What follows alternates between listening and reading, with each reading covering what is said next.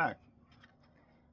This book is, this video rather, it's going to continue to just walk you through some parts of my book called The Heresy of Heresies, Defense of Christian Common Sense Realism, and I'm going to continue with some arguments that were presented by G.K. Chesterton.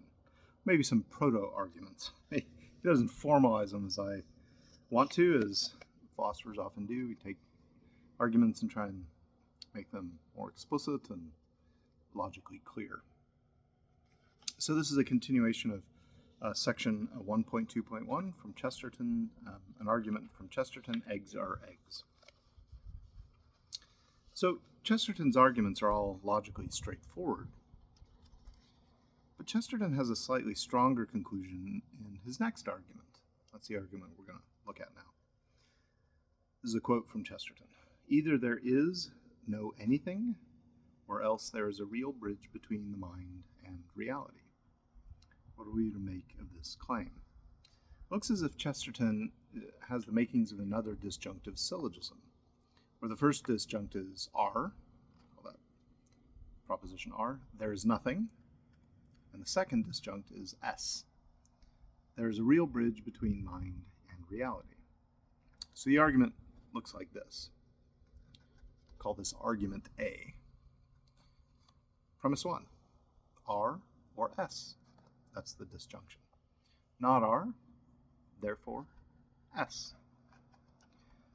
This argument is perfectly valid in its logical structure. If you don't know what I mean by that term of logically valid, I'm going to be posting some other videos on YouTube for a critical thinking class that I teach, where I walk students through the concept of logical validity derived from a pretty good introduction to logic book by a philosopher, I think he passed away some time ago, named Patrick Hurley. It's called Concise Introduction to Logic, and you can take a look at that video there if you're interested. Well, this argument is valid in its structure, and the main criticism could be leveled that it's unsound in premise 1. One could claim that R and S are both false, these two propositions. What were R and S? Right, just to repeat, R was there's nothing, and S is there's a real bridge between mind and reality. One could deny that there's nothing and deny that there's a real bridge between mind and reality. Thus one could claim that the argument is valid but unsound. It'd be analogous to an argument that goes like this. It's kind of a silly argument, but here it is. R prime. New argument. 2 plus 2 equals 5. S prime. The moon is made of green cheese. Okay, so take those two propositions. Call this argument B. Argument B goes R prime or S prime, not R prime, therefore S prime. That's to say, like, so you take two propositions. 2 plus 2 is equal to 5, or the moon is made of green cheese, and then deny that 2 plus 2 is equal to 5, which you should. I told you there'd be no math in this video.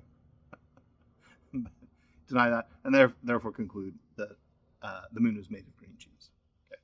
Now, of course, that's valid, but it's unsound, right? Sorry for those of you who are green cheese moon theorists, analogous to flat Earth theorists, right? If you really do believe the moon is made out of green cheese, well, bless your heart, as they say in other parts of the country, and the part where I live. That argument would be valid and unsound. So one could argue that Chesterton's argument A is analogous to argument B. Both are valid, but both unsound. But is argument A analogous to argument B? I don't think that it is. Here's why.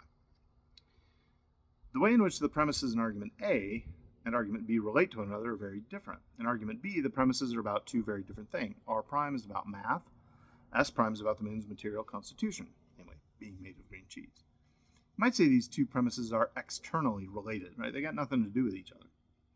However, in argument A, the first argument I looked at, the content of each of the premises are related to one another internally, right? There's a deep ontic or metaphysical connection between the two contents of the premises. Okay, here's how. When we evaluate argument A for its soundness, we're making a judgment about the truth of the first premise. This judgment is about whether there is a real bridge between the mind and reality. Yet this is just a judgment in which we claim that our minds do connect with reality. But they do not find any such bridge. In other words, we claim that our minds are bridging to reality, but not finding any bridges. This is like saying that one is looking through a pair of binoculars in search of binoculars, not finding any in the search, concluding that there definitely are no binoculars.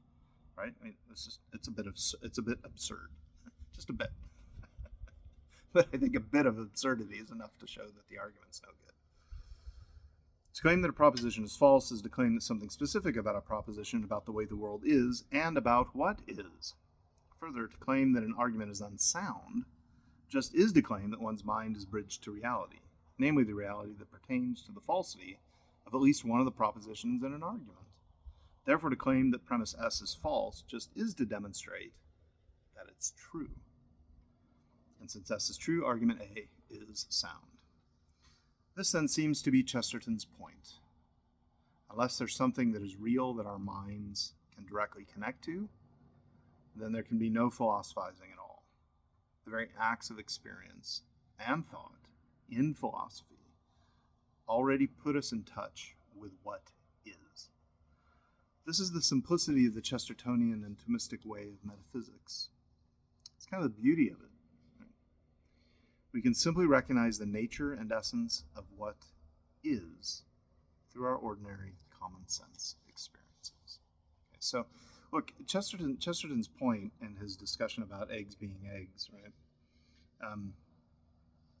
It is so simple, right? That reality is something we all have access to. We can all connect with, and once we have that connection, we can begin to think about what appears in our experience. Right? And when we do that, then we're doing some metaphysics. And in the next chapter, I'm going to show you exactly how metaphysics begins through our connection with ordinary common sense experiences. And that connection is going to teach us not only what things are, what the essences of things are that we experience, but how our awareness of the essences of the things that we experience point us through some careful thinking to the nature of reality itself, and ultimately to the author of all reality itself. There's kind of a proto argument for theism embedded in every human experience, the had in a common sense way. We can talk more about that if you like, but thanks for watching. Stay psyched, Grom. You.